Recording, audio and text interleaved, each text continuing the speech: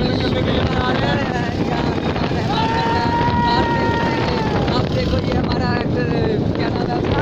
जी महबूब board और जेके हमें बस अभी ओड़ा बोल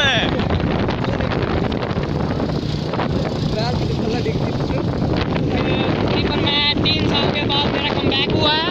3 साल की पहली मूवी मेरी थी मेला, इसमें मैं लड़की का भाई था और बादशाह। तो मुझे बहुत मुश्किल से ये मौका मिला है फिल्म इंडस्ट्री में। थैंक यू बाबा रोड का और इमरान रोड का थैंक यू और खुर्शीद अहमद का थैंक यू कि मुझे मौका मिला है। मशवरा था, हमने स्पेशली शूटिंग में बुलवाया से इमरान रोड में फ़ोन करके। जी ये महबूब को मैंने बहुत दिल से इसके तावन के साथ जिन्होंने मेरी हेल्प की है, बहुत बहुत थैंक यू। मौका दिया है तो इंशाल्लाह ताला मैं कामयाब होकर दिखाऊंगा। तो बहुत ही फिलहाल मैंने शूट किया, बहुत ही अच्छा